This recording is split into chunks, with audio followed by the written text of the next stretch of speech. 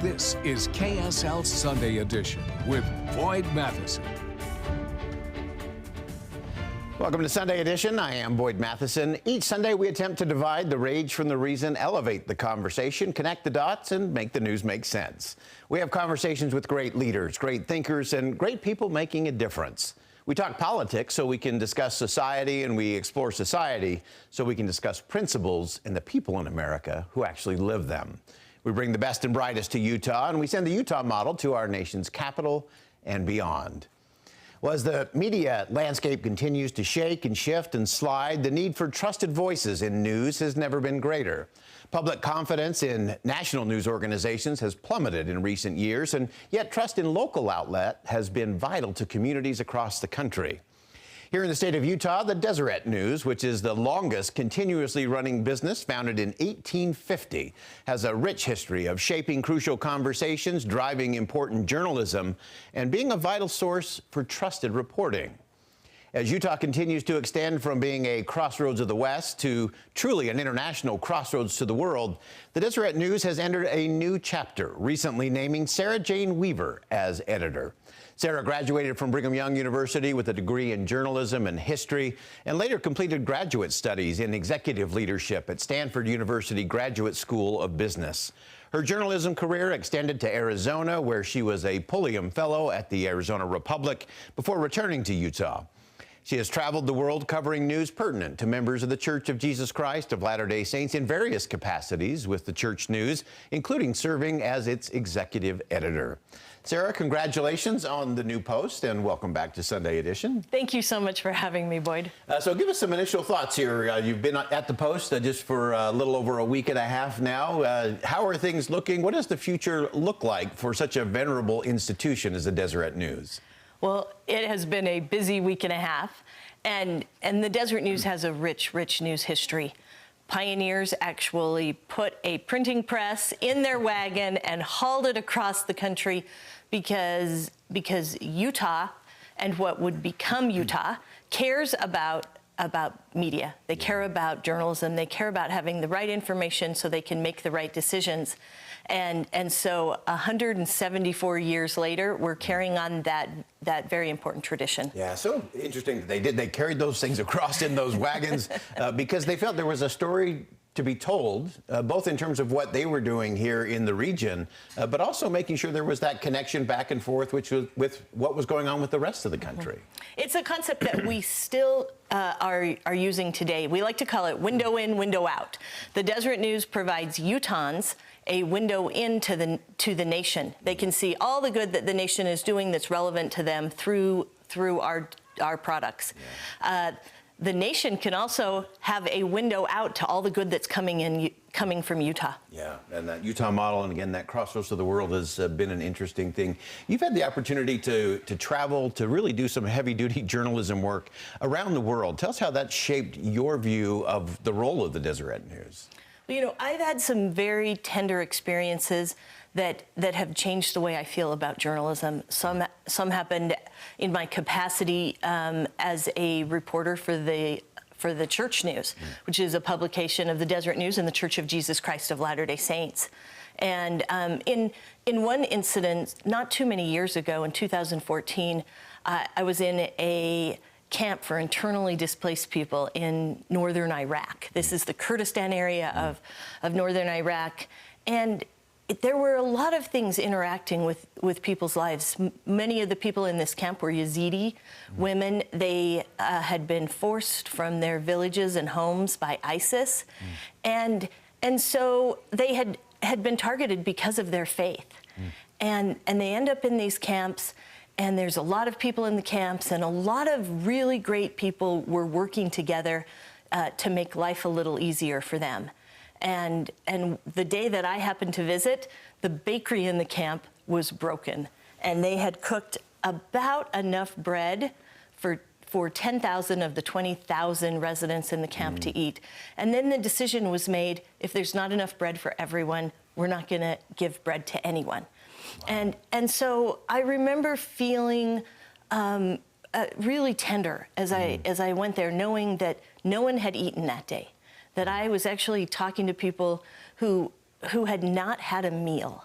And there was this Muslim surgeon who had left her practice in Europe and was volunteering her time full time in this camp to make it better. And the two of us were walking across the camp up to the bakery because she couldn't do her job either, right?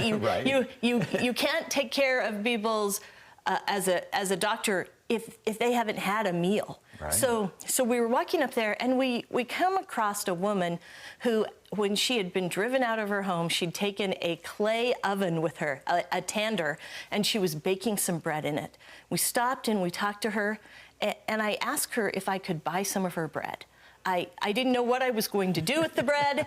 I had eaten breakfast, but I really wanted to help in some way, and I didn't know how to help. And this woman said to me, I don't sell my bread, but I do share it. Yeah. And suddenly everything comes into focus because the way we help is by telling that story. The way we help is by shining the best on humankind.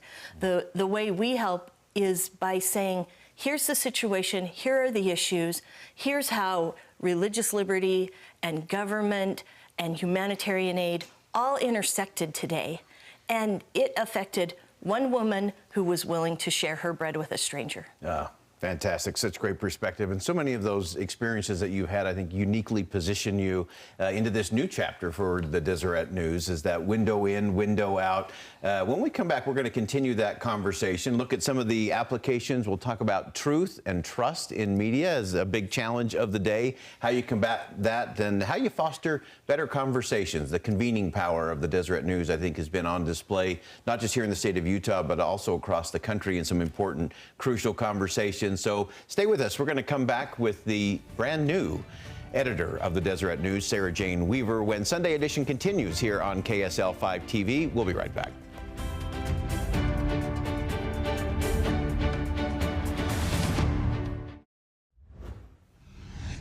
Welcome back to Sunday Edition. We're staying with the question and the conversation with Sarah Jane Weaver, who was recently appointed editor of the Deseret News. And Sarah Jane, as we went to break, we were getting into this idea of trust. Obviously, trust in so many institutions, including government, religious organizations, and media, is really at an all-time low. As editor of the Deseret News, how do we get back to that trust and getting to the truth?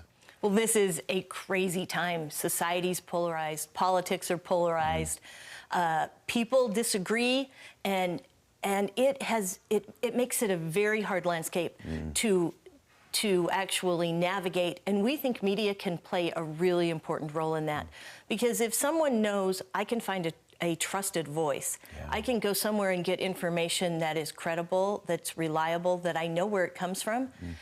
Then maybe we can provide them the information that will help them navigate this very hard landscape of polarization. Yeah, so much of the challenges, and I think many in the media struggle with this instant certainty, hot takes. You got to immediately go with the news.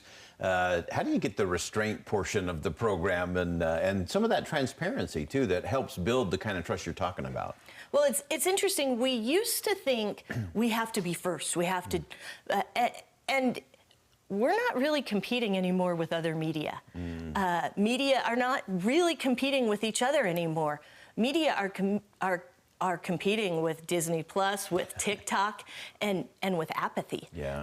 A lot of people are not even sure that they care anymore. They're so saturated with so much hard stuff. And if we can say, what are the issues? How are they relevant? How do they impact the lives of people? And be a source where people will know they can find the answers to those questions at the Deseret News. I think the Deseret News has been doing this for many, many years. We have a strong foundation with this. And we want to continue because we care about people and we care about families, and we think that if we strengthen people, that it will make for stronger communities and ultimately a stronger nation. Yeah, so important. And it's so easy for people today to be exhausted and exasperated by a lot of what they get, overwhelmed, which often leads to the apathy and ultimately to the indifference, which I think is the real dangerous space there. You've been part of some innovations in terms of really meeting people where they are and serving things to them in a way that they can actually digest and actually help them connect the dots. Yeah, a lot of news is not consumed in the traditional way. When I started my career, the only way you could read news was from a newspaper or on the radio or by watching it on television. And today we know that we have to take our important messages to where the people are, and that is by creating video, that's by going in the podcasting area, that's by finding out how to message to a younger generation. We have to create newsletters that go right to people's inboxes. And so there's a lot of challenge, not just with having the right message, but knowing how to get that message to the people who need it. Yeah, one of the interesting things that you've been part of, both in terms of kind of that innovation, you were really kind of out front in terms of the church news and a podcast that has become very widely listened to, which is amazing. But I think the important thing is you're gathering those voices, those trusted voices, whether that's in politics or community or interfaith. Give us some examples in terms of bringing those voices together and the impact that can have on a community. I think there are some really good examples across the United States. The one that I have interfaced with in recent years that has been very meaningful to me is the Commission of Religious Leaders in New York City. These are very, very substantial, important community leaders. The Commission of Religious Leaders is led by Cardinal Timothy Dolan with the Reverend A.R. Bernard and Rabbi Joseph Potasnik. And these three men have gathered other people of faith together and said, how can we link arms? Now, this is something Elder Quentin L. Cook of the Quorum of the 12 Apostles of the Church of Jesus Christ of Latter-day Saints has spoken about a lot, that people who feel accountable to God should actually work together. And they have done that in New York City and said, how can we interface as religious leaders with governments and communities? And in the process, they have had a huge impact on food insecurities and prison reform and a lot of issues that are very important politically, and their voice matters a lot. I think that's so important, that convening power, I think has become such an interesting part of what Deseret News is doing and attempting to do across the country. There's I think going back to the beginning, the 1850 beginning of kind of doing this kind of journalism boldly, nobly, and independent, I think puts you in a really unique space. As you look to the future, what do you hope people will be thinking about as it relates to media in general and getting their news and getting to the truth? We hope that people know where they can find the best media, that they can trust media, and then that they can take that media to empower them. You think of all the messages that have hit our phones just this week about presidential candidates, about other things happening in the nation. We have major storms and humanitarian things that are colliding. We have weather situations, and all of it comes together at a place where someone can say, how do I take this information to inform my decisions, to strengthen me as a person so that I can strengthen my family and my community, this great state, and the nation. It's just an important part of that process, and a lot of big things ahead, I know, for Deseret News. Brand new editor, Sarah Jane Weaver, congratulations on the new post. We will watch closely as you continue to innovate and really take that news and that trusted voice to people and convening those leaders here in the state of Utah, across the West, and ultimately to the crossroads of the world. Sarah Jane Weaver, thanks so much for joining us. Thank you so much for having me, Boyd. Great perspective. Always looking forward to what comes next in those crucial conversations. I think it's vital for all of us to look at how we consume the news. It's up to each one of us to make sure we're getting to the truth, that we're sharing the truth, and that we're going to trusted sources as well in terms of getting things done. All right, we're going to step aside for a quick break. When we come back, we'll talk about being so exhausted in the present that we don't have an opportunity to shape the future, and how do we combat that, coming up next. We'll be right back.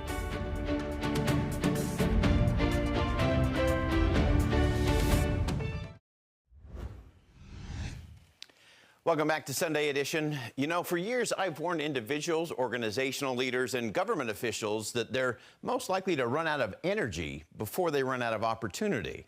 I further caution that the incessant urgency of the immediate inhibits and even destroys the strategic pursuit of the most important future priorities. Sociologist Elise Boulding said it in this way: if one is mentally out of breath all the time from dealing with the present, there is no energy left for imagining the future. You see, there's a type of exhaustion that comes from constantly being out of breath over the present that inhibits deep, forward-looking thinking. National media that breathlessly reports on every angry, angst-filled, and divisive political comment cannot create space for citizens to imagine the future. Elected officials who breathlessly talk to social media for every slight, every criticism or comment made about them ensures there's no energy within the government to imagine the future.